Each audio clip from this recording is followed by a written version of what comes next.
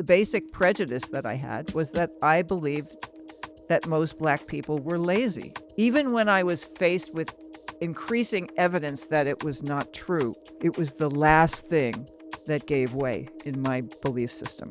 Why did I hold on to it for so long? Because it was not a casual belief. It was tied into a much bigger story that in America, everyone succeeds if you just work hard. Don't you dare criticize my country, because if you start going down that hole, then you have to start asking very uncomfortable questions. So let's talk about the things that changed me. Welcome back to Talking Politics with Mom, where I, a progressive millennial, talk to my formerly conservative boomer mom about politics. Now, back in our very first episode of this podcast, we examined the conservative beliefs that my mom held as a young woman and the events, people, and experiences that caused her to change her perspective. That episode was largely focused on how Red Scare propaganda about secret communists infiltrating our government in order to destroy America had found its way deep into her psyche. But it was clear as we talked that there was another set of ideas that had also penetrated and become part of her belief system, and that was racial prejudice. As a young woman, my mom believed many of the stereotypes that had been sold to her about Black people. And so for today's episode, we are going to dig a little deeper on what those beliefs were, why she believed them, why she held on to them for as long as she did, and what ultimately made her change that perspective. Now, we're in a time of resurgent white supremacy today, awash with racist ideas that come so fast and furious that they have completely overwhelmed our political body. It's, a big problem. It's something we need to do something about. So our hope is that in examining one woman's journey away from bigotry, we might learn something useful. If you're getting something out of what we're doing on this channel, please subscribe, leave a comment, and let us know what you think. Like this video, and check us out on Patreon. All right, let's get into it. Hi, Mom. Hello, child. So we started this channel with a video about your conservative upbringing and your conservative beliefs and why you changed. Part of that story, though, included your previous beliefs about different groups, different races. Right. And so we thought we'd maybe dig in a little deeper. First off, I want to say, I think you're brave for having this conversation with me. I think it's an important conversation to have, but thank you for being willing to do this. We're going to sort of try and deconstruct your past prejudice when you were younger, see where it came from, and see what we can learn from those beliefs. I thought we'd just start by asking, what were the things that you believed about race when you were younger? Well, I'm not going to make any excuses for the way I thought. It's bothered me for a very long time because it was the last prejudice that I gave up. I held on to that for a very long time through all the other changes that I made in the way I looked at the world. And since you and I have been talking, I've really had to look at that and figure out why it had this huge hold on me the way it did. Now, we're talking about the 1950s. We were 90 years from the end of the Civil War. The memory of the Civil War was very real for a lot of people, particularly in the South. In the North, they wanted to forget about it. In the South, they never wanted to forget. That is kind of the overlay, or maybe the subtext of all of the racism that kind of raced through the country for those 90 years, including in the North. So I grow up in New York City, and there is a kind of casual racism in New York, I would call it, Mm-hmm. that a lot of people we didn't pay much attention to. I identified primarily as Italian American, and people were always making Italian jokes, including my father. And you never thought anything of it. My mother said she was going to smack him. But, people just, it wasn't that serious in a way. Mm-hmm. But I believed that, the basic prejudice that I had was that I believed that most Black people were lazy. To the extent I had an opinion, I would have said they're perfectly smart. They're perfectly, moral. They're perfectly kind. They're perfectly members of the community. I wouldn't have had any issues if somebody had moved into the neighborhood. I had no idea that my parents had a clause in their deed that said if they had sold their house to a Black person, that the house would go back to the person that my parents bought it from, and that the sale would be voided. Right. And even though that clause had been outlawed by the time they bought it, it was there for the whole history of that neighborhood. Mm-hmm. All of those things were invisible to me. Right. So I'm asking myself, how did I come to this belief that when I looked at a Black person, the thing I thought was, is that person lazy? Right. I didn't know any Black people. I mean, Right. what are the usual suspects with that kind of prejudice? It would be the family, but not my family. Mm-hmm. If anyone had expressed a view like that, my mother would have washed our mouth out with soap, brown soap. Yeah. Which did happen to me once, but not for that reason. It's disgusting. Yeah. I think I used a swear word that I heard my grandmother use. Uh-huh. It was Italian. I had no idea what it meant, but it was apparently really bad. Yeah, but the consequence of that was soap in the mouth. Soap. Yeah, that actually was a thing. Brown soap. It's disgusting.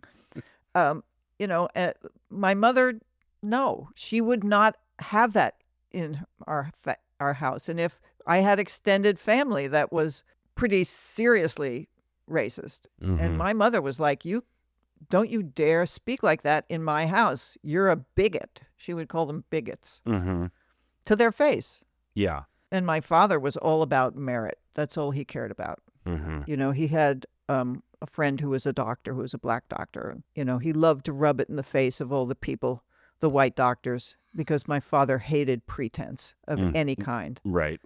He just hated it. And so he was happy to say, this is a qualified person. What's your problem? So it did not come from my family. It did not come from my religion, which was very clear about segregation.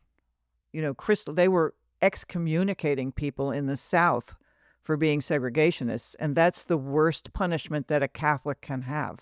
To be thrown out of the religion. You can't be buried in a Catholic cemetery. You can't receive the sacraments. You can't go to heaven. I mean, that's heavy duty stuff. It didn't come from there. So where did it come from? Well, I have to think about it. One place it came from was the neighborhood. The power of the peer group is definitely something that should not be underestimated. The need of kids to belong to the peer group is so strong. It was just in the air. People used bad words to describe Black people, and they said they were lazy, and you just pick it up. It's just like almost through osmosis. It's just sort of everywhere around you and in little and big ways. But but why did I hold on to it? Yeah. That's a different question. You can pick. I mean, I'm going to tell you a story. Okay. Your sister was about 7 years old. Your grandmother came to visit, and she said to her, what do you want to be when you grow up? Now, you all grew up in a house with two parents who have advanced degrees and books coming out, falling out of the bookshelves. There's so many books. Yeah. And we read to you every night. And Anna says, well, first, I was going to get up and go to work at the factory. I think, the factory? You're going to work at a factory? I mean, what factory? Yeah. And then I'm going to come home and cook dinner for my husband. Mhm. To which I said, why doesn't he make his own damn dinner? And she didn't miss a beat. She said, well, he's been working all day. I'm like, you've been at the factory all day.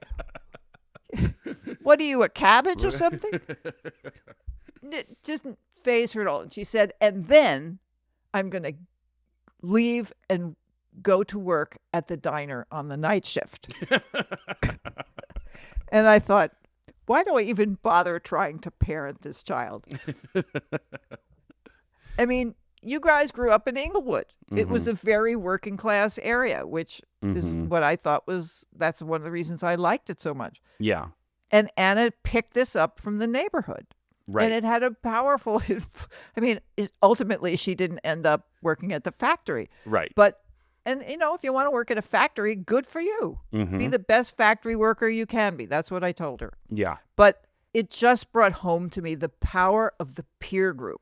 That you really people want to belong to the peer group, and they adopt the values of the peer group. And I'm sure that that's part of what happened for me. And also, that was one thing. And the second thing was my father was very conservative, and he subscribed to all these publications. And one of them that came in was called a newsletter called Human Events, was very conservative. And I went back and I read it. It's online. And searched for the word welfare. And they constantly talk about the welfare state and people on welfare and how it makes people lazy. That was code for Black people. And so that's all in the air. And why, but you hold on to it for so long.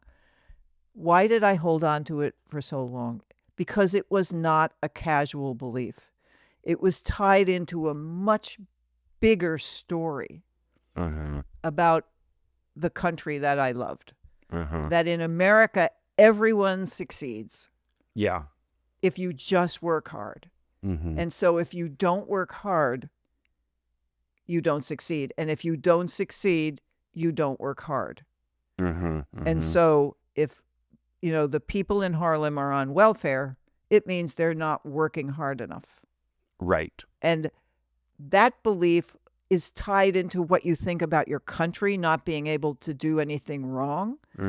It's tied into your sense of yourself, that if you're successful, it means that you're hardworking, and hard work is an incredible virtue in America. Yeah. Which is good. It should be a virtue. Hard work is a virtue, for sure. My children are the hardest working people in the world. And I would be very upset if you were not hardworking. I would think that as a parent, I hadn't instilled in you proper values. So if you lose that, if you say, no, sometimes you can't get ahead for lots of other reasons, like somebody's foot is on your neck. It's kind of like, you don't allow people to go to school and then you criticize them for not being able to read or write. Yeah. But that was completely invisible. And this narrative about hard work being the key to whether you're going to succeed or not is so much of a religion in America. And it's tied into your sense of self-worth. It's tied into the value of your country. The roots of it go deep into who you are. And it's very hard to root that out. Even when I was faced with increasing evidence that it was not true, it was the last thing that gave way in my belief system. It's interesting because it's sort of like a syllogism, right? Where you have certain premises that you put on the table that you accept, and the only conclusion that you can reach is that Black people must be lazy. Certainly there were people saying it overtly, right? Like there are people just saying it. Even if you're not saying it overtly, it's being implied because you say America is a place where you can get ahead as long as you work hard. And then you say this group isn't getting ahead. Ipso facto, right. They're not working hard. Exactly. That's right. It's an article of faith. So let's talk about this idea. If you work hard in America, you can get ahead. That's a belief that is about the country, as you Right. said. It also affects our personal value, right? Because Yes. if we get into a good school or we do a good job, get a good job, we feel, you know what? I worked hard and it paid off. Right. And, like we want people to feel that way. We do feel that way when we have successes in our life.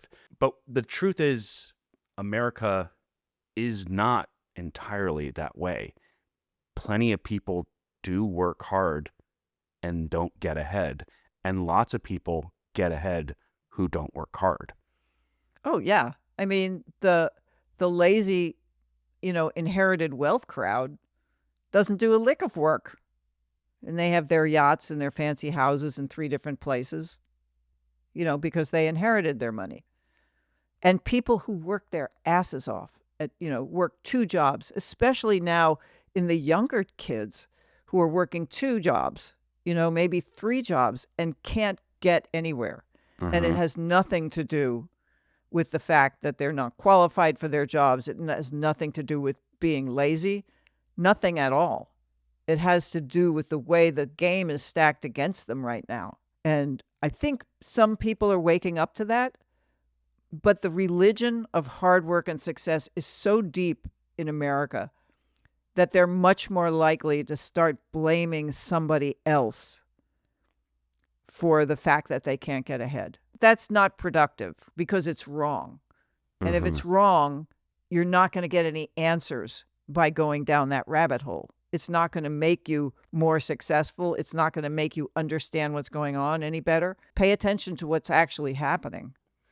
The other thing I'm thinking about is the idea of working hard to get ahead is not just about the nation or your personal psychological belief, but it's also tied up in the narrative that you had about the immigrant groups that you came from, the way they started in poverty, Right. facing discrimination, legitimate discrimination, but ultimately rising up and finding success in America. I mean, there are plenty of success stories in America from people who came with nothing and became wildly successful, including in my own family. And it is a place where that happens. I mean, it really is. But the reality is there are lots of people who work very hard and just never get anywhere. From my experience, I saw the history of my family who went from abject poverty on all 3 lines of my family, the Italians, the Irish, the Polish Jews, and became successful. And so you have it in your mind that they succeeded because America is wonderful and gives them every opportunity to do that. Mm-hmm. And so don't you dare criticize my country and say they had anything to do with the fact that you can't get ahead. Mm-hmm. Because if you start going down that hole, then you have to start asking very uncomfortable questions about America. And you don't want to be unpatriotic.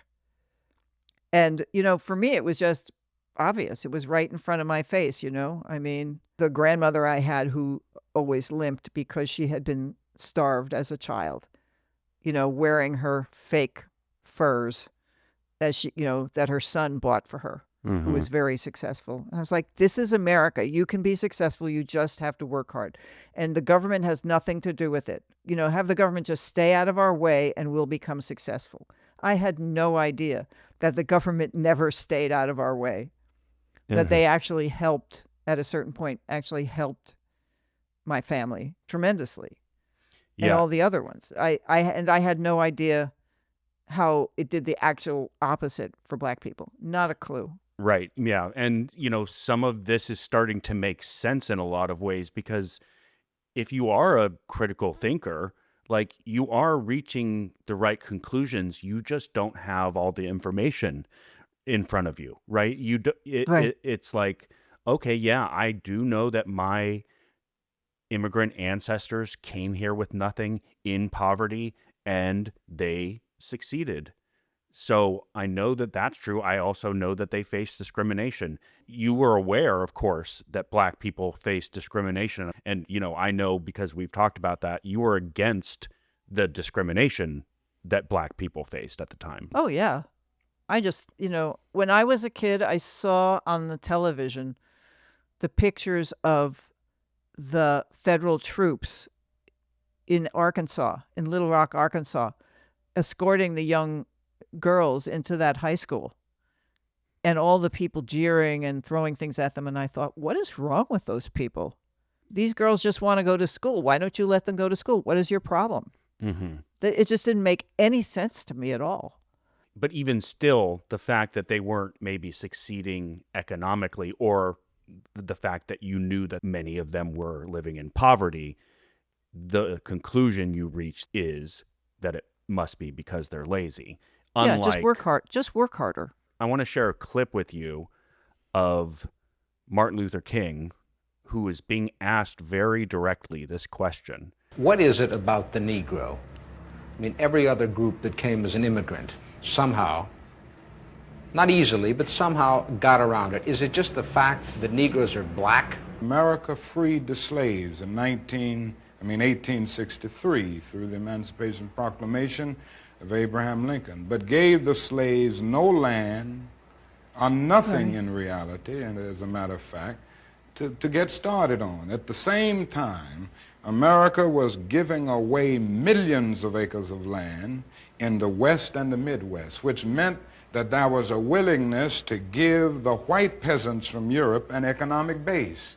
And yet it refused to give its black peasants from Africa, who came here involuntarily in chains and had worked free for 244 years, any kind of economic base. And so emancipation for the Negro was really freedom to hunger. It was freedom to the winds and rains of heaven. It was freedom without food to eat or land to cultivate, and therefore it was freedom and famine at the same time. And when white Americans tell the Negro to lift himself by his own bootstraps, they don't look over the legacy of slavery and segregation. I believe we ought to do all we can and seek to lift ourselves by our own bootstraps, but it's a cruel jest to say to a bootless man that he ought to lift himself by his own bootstraps. And many Negroes, by the thousands and millions, have been left bootless as a result of all of these years of oppression, and as a result of a society that deliberately made his color a stigma and something worthless and degrading. There's an explanation of the difference between what the immigrant groups faced and what Black people have faced. Here's an interesting fact. In the same, the history test that we talked about we'll get way to back that in the first episode where I talked about Reconstruction. Yeah. In that same history exam, I had to answer a question about the Homestead Act. Mm-hmm. Not many 11-year-olds know about the Homestead Act.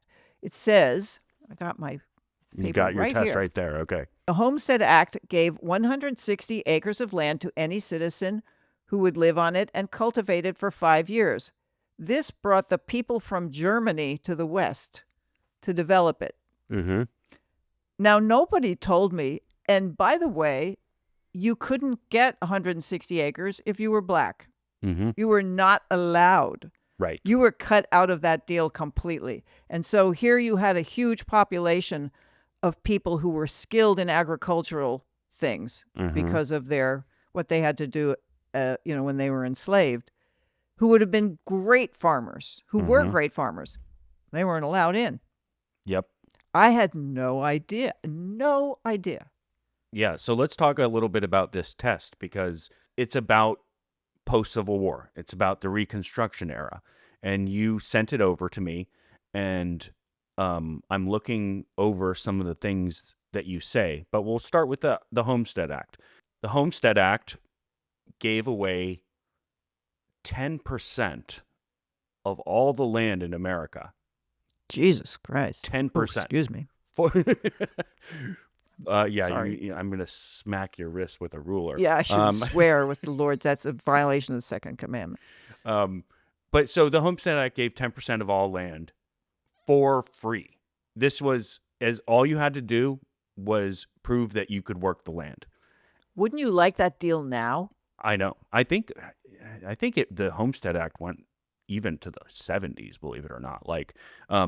But a very, very, very tiny population of black people ever was able to get included in that deal. It's like 99.97% to white people. Uh-huh. Well, if you're learning about this history, it might be worth knowing about that, right? According to my answer, which I got an excellent on that test, Yeah. they had this program and all these people from Germany came over to use it. Great. Yeah. Comma. Yeah. It's worth noting. That no black people were allowed, even though they were already here. Mm-hmm. And they sure could have used that land and they would have been incredible farmers. Yeah. But no. Did I know that? I did not know that. Would I have been angry if I knew that? Yes, I would have been very angry. But it wouldn't have made me say, well, that's why they're on welfare. Yeah. I mean, I'm not sure what it would have done to your thinking, but that fact does create a crack in the idea that it's about your hard work. Yes. There were a lot of cracks developing in my idea about hard work and, the magic power of hard work. I mean, let's put it this way. It's a necessary but not sufficient condition Yes. for success. Right. Almost all successful people work very hard. Right. But many hardworking people are not successful. Yeah. And I think it's also safe to say that the qualities of being able to work hard are impacted by your life circumstances too, of course. But we don't think about those people. Those are the exceptions. We forget about them. All right. We talked about this test in our very first episode, and so we're going to cover a little bit of the same ground that we did, but there's some new revelations as I dug deeper into this test. So, oh boy. First off, I want to these are all little subtle things, but I think this is just a good indicator of the milieu that influence your beliefs. Part of that was your education. Here's your description of Andrew Johnson, who was the president after Lincoln was assassinated. You say, Johnson was honest, a good orator, alderman, mayor, assemblyman, congressman, military governor, governor of Tennessee, and then vice president after the assassination of Lincoln. He became president. Just for folks who maybe don't know much about Andrew Johnson, he's widely considered to be one of the very worst presidents in American history. Right. Terrible, terrible man. I mean, the idea that he was honest, is such a bizarre that's how you would describe this guy who was virulently racist, had a strange combination of being virulently racist and completely anti-Southern. But it was a terrible thing that he succeeded Lincoln. He was almost impeached. Yeah. He was impeached, just not removed, I believe. Yes. He was not. He lost by one. The impeachment failed by one vote. And then after that, he was basically, a lame duck president. Yeah, he was all his kneecapped. power was just completely. And Ulysses S. Grant was essentially already doing Thank God. the presidency. Interesting that Ulysses S. Grant is not mentioned once in this test that I can see. Except that he was identified as a Union general. Oh, yeah, right. Yeah. Not a two-term president during the era of Reconstruction. Right. No. So here's one that we talked about last time, but I'll just read it again in case you're new here. Stevens, we're talking about Thaddeus Stevens, the famous radical Republican and abolitionist. Thaddeus Stevens believed all men are created equal. He saw no difference between the colored race and the white race. He fought a successful battle in Congress for the slaves. His strong devotion to the Negro made him forget the rights of the white people. Okay, I'm going to pound my head on the desk for a minute. Not your fault. Your teachers taught you this. You What no the 11-year-old knows anything about. If you did one of those like Jimmy Kimmel Man on the Street things and Right. asked people who Thaddeus Stevens is, most people have no idea who he was. No. But he was a heroic figure fighting for the rights of black people But and you sort of acknowledge that, but at the expense of white people. So there's already this zero sum. If you're fighting for black people, it has to be in opposition to the rights of white people. That's a subtle idea that I think is exemplified in that paragraph, right? Yeah, you have to be very nice. And if you're not nice, well, then that hurts everyone's feelings. And it makes you forget the rights of the white people. Like, what are you talking about? Yeah, at some point in this test, you sort of explained that the overreach of the radical Republicans was the reason for Jim Crow laws, which is very absurd, of course. Also, I say the zeal of Stevens and his group, which were abolitionists, who were also praised very much in my textbooks because there were some Catholic abolitionists, and that's what the Pope said. They were good. The zeal of Stevens and his group turned the slaves against their former masters. Oh, Christ. I mean, what? But it was this narrative that I do remember. It doesn't show up in this test, that slaves were generally very well treated. Most of them lived in the home. They were house slaves. Yeah. They got to know the owner's family, and it was just one big happy family. And then some people worked in the field, but they had a house. They gave them a house. And I mean, what are you complaining about? I mean, it's that kind of tone that people who wrote the history after the Civil War were mostly Southern historians, and they just rewrote the history. To write out all the terrible, terrible, terrible things about slavery. This is part of the lost cause narrative that showed up soon after the Civil War. The lost cause narrative essentially downplayed, almost erases the role of slavery as a cause of the Civil War, and instead argues that it was a noble cause against Northern aggression. It was about states' rights. It includes narratives about, slavery wasn't all that bad. In fact, a lot of slaves really liked being slaves. And I'm seeing little elements of the lost cause all throughout this test. For example, carpetbaggers. You have to define carpetbaggers, and you define it as Northern politicians who lived in luxury. Now, I'm sure there was some of that going on, but there were also people with noble causes going into the South and trying to create rights for other people. You say here that no Southern leaders were allowed to serve in Congress. Yeah. But this was the era where the very first black people actually served in the Senate, in the House of Representatives. There's a reason they say the first black person since Reconstruction, right? Because soon after... It's kind of like that doesn't count. Right. Because the decks were stacked then. Right. So, being elected as a black person doesn't count as being the first black person in the House of Representatives during Reconstruction. And to this day, when you say Reconstruction, to me, I immediately think carpetbaggers and scallywags, bad people from the North who took advantage of the South and basically blew the whole idea of Reconstruction to hell. They did nothing to help the South. They just helped themselves. And the North let it happen because they were so angry at the South for what happened. It makes me think that, somehow there has to be a complete rewrite of the history of Reconstruction and what actually happened. Because I think what I learned in the 1958 was just a bunch of propaganda. They brought it on themselves.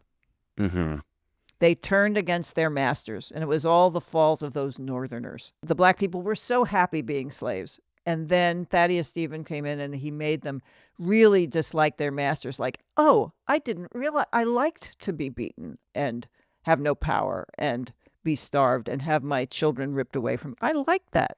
Yeah. Like, what are you talking about? Here's one that really shocked me.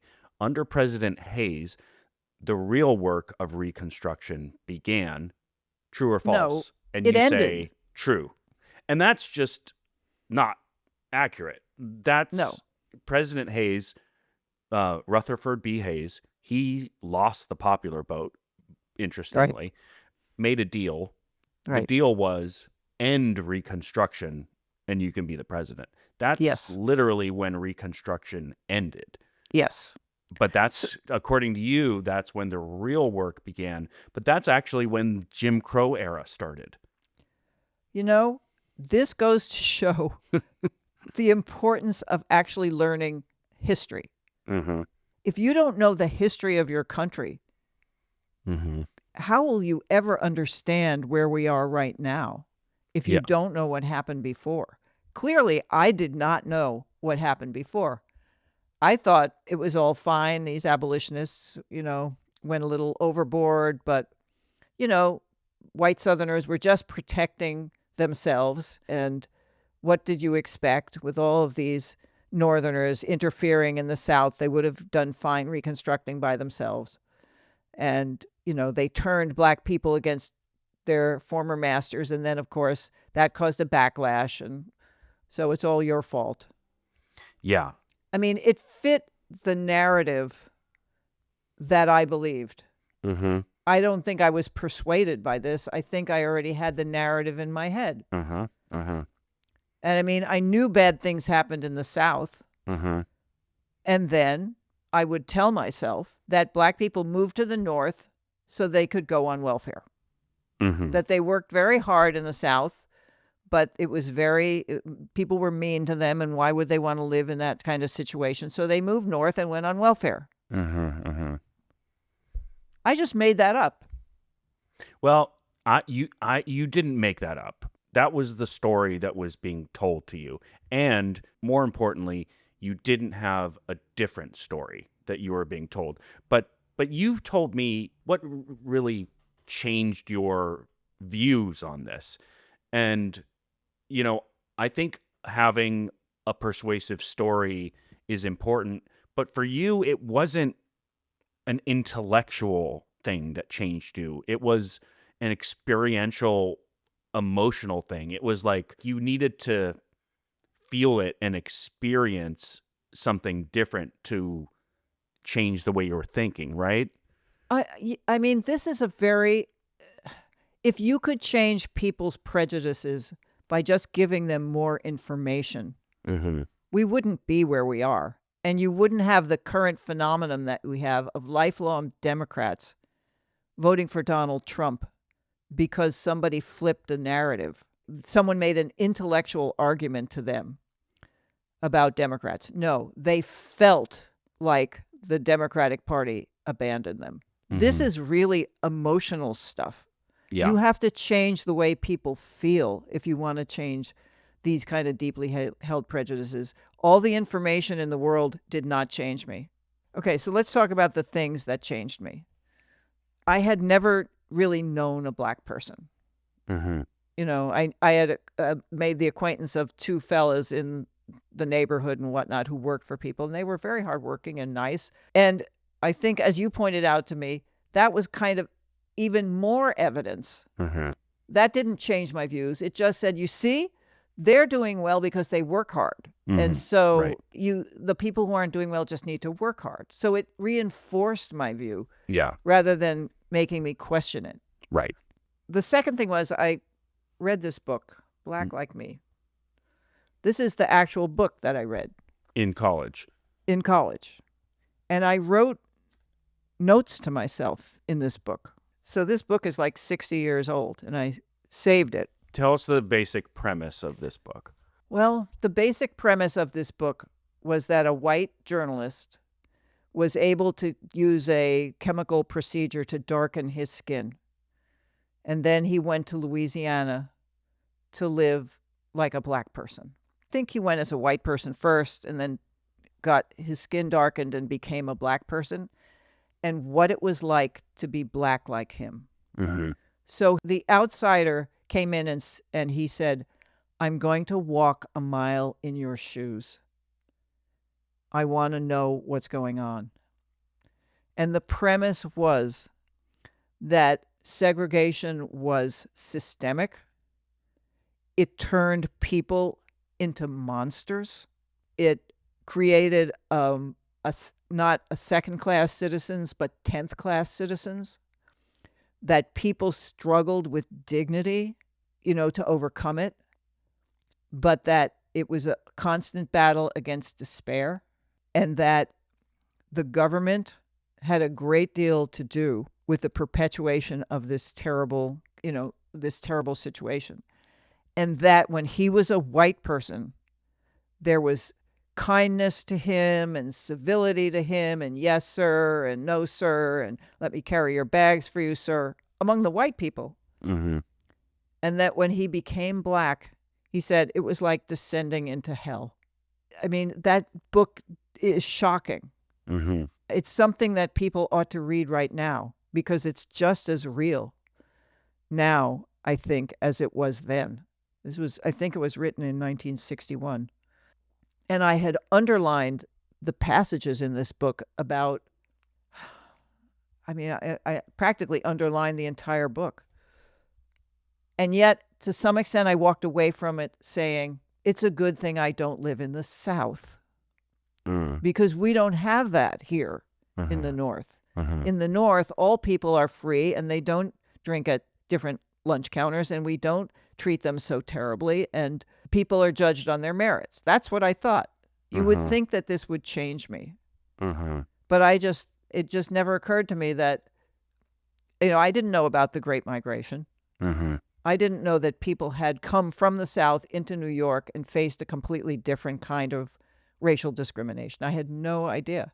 Right. But two things that I took away from this. One was the terrible cost in human tragedy, both to the person who suffered it, especially to the person who suffered it, but to the person who was evil that way.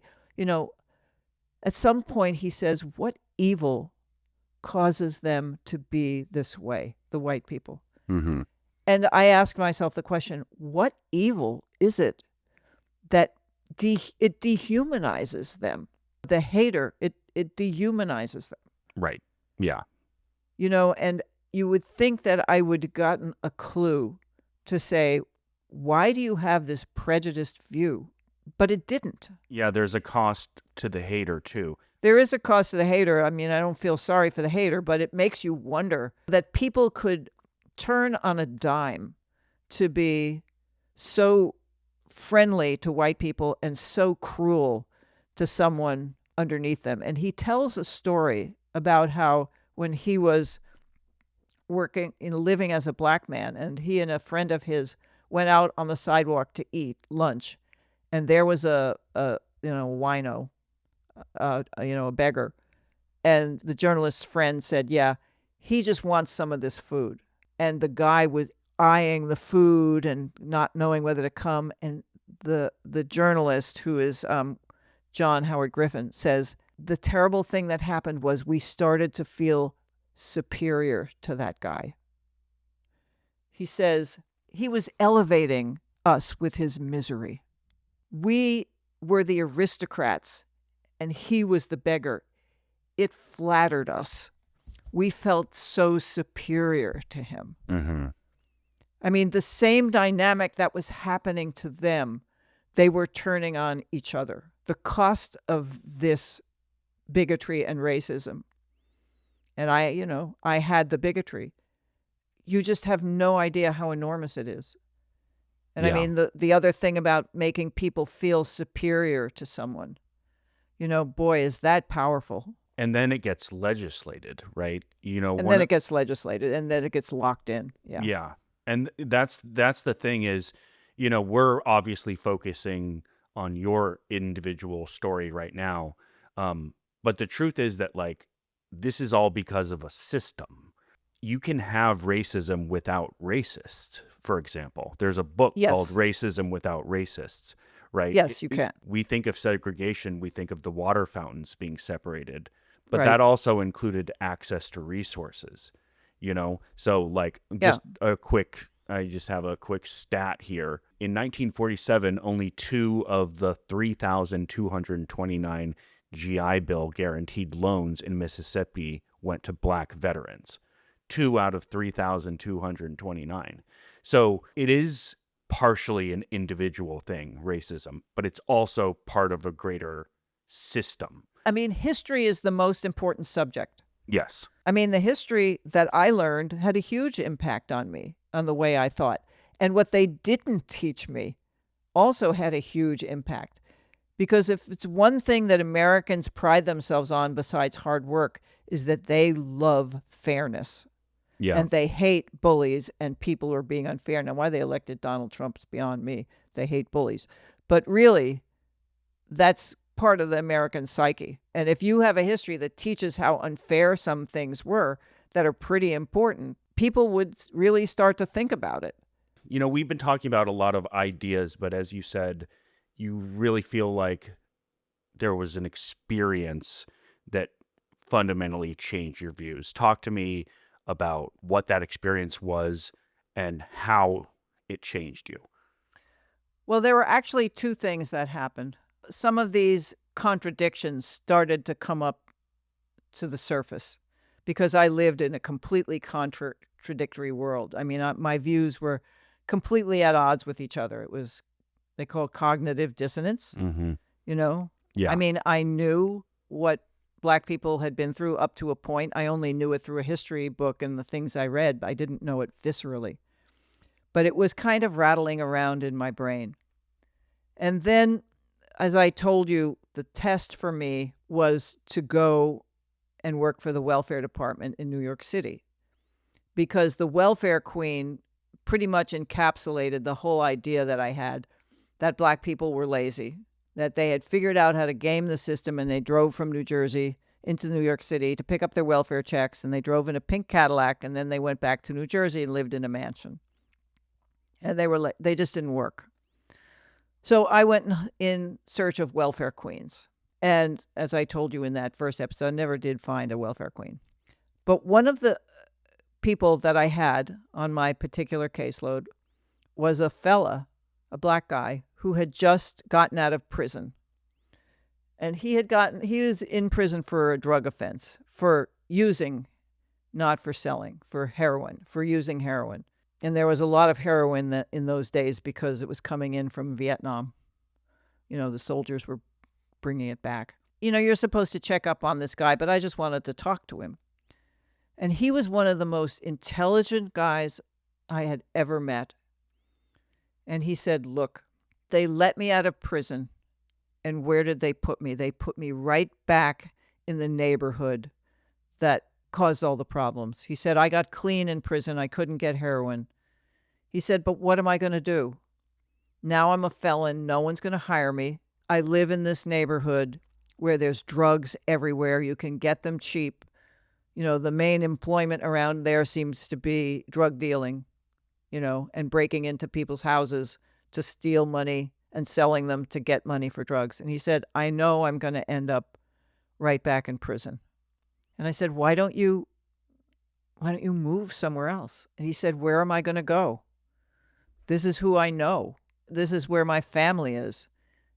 Do you think I'll really be any better off if I go somewhere else? They'll just, you know, I'll just have to live in another ghetto in an urban city, and I'll just be in the same place, you know, same thing, different day. This is a guy who wants to get out of this life, and the way everything is structured guarantees that he can't. Uh-huh. And I thought to myself, how stupid is that? And I would not point my finger at him. You know, there were no treatment programs then for heroin. It was just cold turkey. Uh-huh. And that addiction is apparently so strong that if you get it again, you know, you're just hooked right again. And he knew, it was like he knew he was going to drown, and there was nothing he could do to stop it. And that really affected me. I didn't create the system that did that, although I was working for a system that didn't help. I mean, I went back and talked to my supervisor. Why can't he be in a treatment program? Why can't you get him decent housing? And she just said, you'll learn as you stay here. Nothing ever changes. So that was one thing that I was just like, this is wrong. And this is the city or the state of New York or the federal government, whoever's in charge of this program, guaranteeing that people will fail. Because they need a hand up. It's very clear. It's kind of like if somebody's drowning and you're like, well, the regulations say we can't throw you a lifeline. We have one. It will work. It would save your life, but we can't because of these rules. Yeah, it's almost like the safety net is leaving you with just your mouth barely Right. outside of the water. Yeah, with grasping $20 for in your air. pocket. Yeah. So that was one thing. But the thing that broke the camel's back for me was when I moved to Chicago for graduate school. And my roommate and I went to the newspaper and we found some places to look for rent. And you would call up the landlord on the payphone, bring a lot of dimes. You had to have a lot of dimes. And make an appointment to see the apartment. So we go to see this apartment and nobody's there. And this is in a fancier area called Evanston, which is right across the line from Chicago in the north of the city. Nobody's there. We think, do you get the time wrong? Maybe we should find a payphone and call him. Well, the landlord was sitting across the street on the grass and looking to see what color we were. And he got up when he saw us, two white girls, and he came over and I said, did we get the time wrong? He said, no, I was waiting to see that you were the right color. He literally said that to me. Like, we're going to be, you and I, we understand that this is totally okay. And I just looked at him and I just thought, what would Barry Goldwater say? Because he was one of my heroes. Would Barry Goldwater think this was all right? If he did, then I'm very disappointed. And I looked at the guy and like a stupid idiot, I said to him, that's against the law. Right. I didn't even, I had heard of the Civil Rights Act and accommodations in housing. It went in one ear and out the same ear. And then it just clicked with me. I'm like, you can't do that. It's against the law. And he looked at me like I had three heads. And I was like, okay, we're not going to move in here. And I thought to myself, okay, if I was a black person, looking as respectable as I could to this white guy across the street, he would never have gotten up from the grass and come over here. And I would have wasted my time and I would have called him up and he would have said, I'm sorry, it was rented. I had no way to get in touch with you. Nobody had cell phones. You're right. Yeah. Yeah. So that's what he said. I was going to discriminate against you and not give you a housing in a lovely area in an apartment you could easily afford for yourself and your family because you were the wrong color. And that was really like a slap in the face to me and everything that I believed. I would have believed the minute before that black people couldn't rent that apartment because they didn't have the means, because it was too far from their work, because, they wouldn't qualify to pay the rent, but not because of the color of their skin. And here's this guy looking at me like we're in this conspiracy together. I'm not going to rent to those people. And I was like, screw this. It's all a lie. If you want to change people's minds about something so fundamental as what we're talking about, Horatio Alger myth, you really have to change their hearts first. And you have to change their hearts in a way that doesn't blame the person who held the belief in the first place. If somebody had said to me, well, it serves you right, you thought this, you were part of the system that oppressed me, blah, blah, blah. Even if it was true, I was like, well, what do you want me to do now? But I came to this on my own, and I was able to tell myself a very different story. I could write the story, and I was part of that story. And the story was, I'm an American. I believe in fair play. I believe in decency. I believe everyone is equal. And you better damn act like it. And if you don't, you're not American. And if you can't be corrected just because your church tells you to, or you have decency in your heart, then maybe the government needs to put its thumb on the scale and say, you know what? You can't choose not to rent to those people. And that would be okay with me, because it's really much more realistic about what human nature is capable of. And human nature is capable of incredible cruelty. And sometimes the law has to intervene and say, I don't care what your private actions are. Sometimes the law needs to set limits on them, especially if you're like running a business or something like that. Mm-hmm.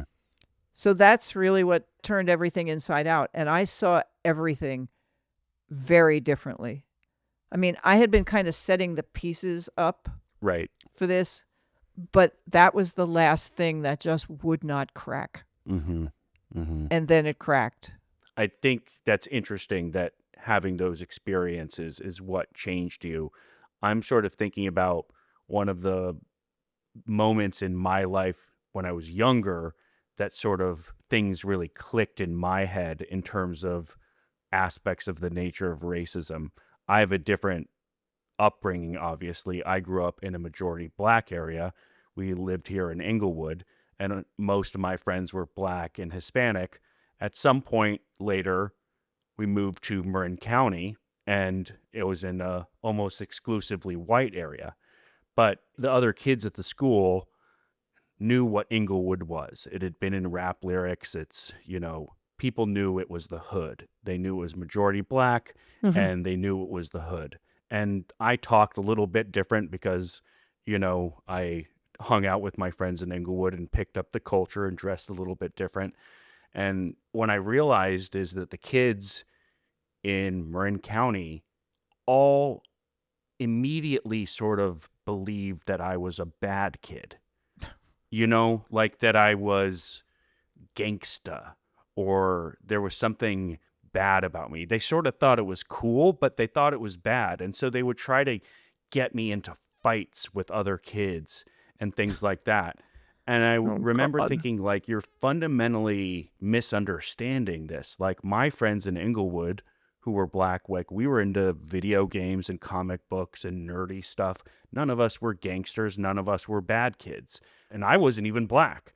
But even just having some of the, affectation or growing up in a Black area, there was an assumption that I was a bad kid. Yeah. The other big thing on a more systemic level that I noticed is that the class sizes were a whole lot smaller and there were a lot more resources for the school. And I think from that point on, I was just, oh, okay, white people don't understand who Black people really are. And that was clear to me from a young age. But that's because I grew up around a lot of Black people. That's not, we're still a very segregated society. So in some cases, it's hard for people to have these experiences. And there's also a right-wing racist propaganda campaign at all times, making sure that we're fed the narratives about laziness and criminality and all the stereotypes, and that they try to make sure that we don't look at the role of the government in the way it helps people's lives. I mean, I think it's interesting that you said all those government programs were invisible to you. I wonder if some people are having a wake-up call now that some of these programs are just being unilaterally shut down by the Trump administration and realizing, oh, wait, the government does do things. The government that he wants to cut, the government that you think does nothing for you.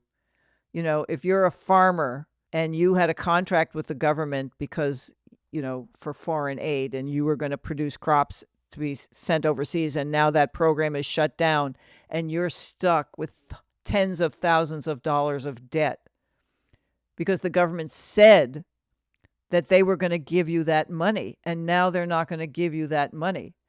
And so now you understand that your prosperity depended in very large measure on money from the federal government, on programs from the federal government. And the people who are going to lose their Medicaid who didn't seem to realize that the federal government pays for that, and the teachers who are losing resources who didn't realize that the federal government paid for that, and the researchers who are losing money because research is now not going to be funded, that the government paid for that. It's about time that these invisible programs become visible. Yeah, it not only does good things, but it supports jobs. It supports prosperity. It supports farmers and veterans and teachers and schools and rural areas and health clinics and all of this stuff. We pay for that with our checkbooks. And now it's disappearing. So now do you understand why the federal government can actually have good effects in your life? To sort of wrap this up, we've been talking about the fundamental belief that you work hard and you get ahead. That's the American way. And in many ways, truly understanding racism means that you have to question that fundamental assumption. And that's a very hard thing to accept. Yes. It's a very painful thing to accept personally and as a country in a lot of ways. But maybe we can replace it with another virtue, which is the we're all in this together idea, and that my success has been supported by my family members, my community, the teachers who taught me, the mentors that I've had, the schools that I went to, and the government that I live in, the society has supported my success. You know, Right. can we embrace a different ethos so that we don't have to lose something, but we can be gaining something else instead? I think that's really important, because what I like about that is that it keeps the core idea that your hard work will be rewarded. And it just makes it more apparent that the government can have a big role in supporting your hard work and making sure that you're successful. Yeah, And that would be a win-win for everybody. right. As we said, I think hard work is a virtue. And that's precisely why we need to make sure that, I mean, frankly, even if you're lazy, I think you should not starve, and I think you should have health care. Let's be clear. But I also do think it's important, like hard work or staying disciplined and focused. Also, I think it's good to make sure that you have good work-life balance. So I don't want to get too jingoistic about hard work, but hard work is a good thing. And that's exactly why we should make sure that everybody who is willing to work hard has everything that they need. Yeah, that's true. Although, as I said to somebody one time, I'm the only person in the world, they say on your deathbed, no one says, I should have spent more time at the office. That's not you. And I would be like, I probably am the one person who would say, I should have spent more time at the office. I feel terrible that I left that, thing unwritten and I didn't straighten out my desk, which was a hopeless situation. But, that's how deep it is, it was such an ethos in my family.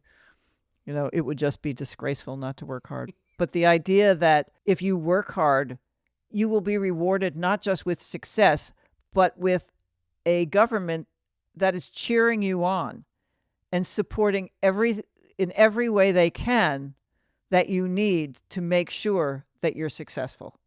That is a great idea. All right, Mom, I think that's a good place to leave it.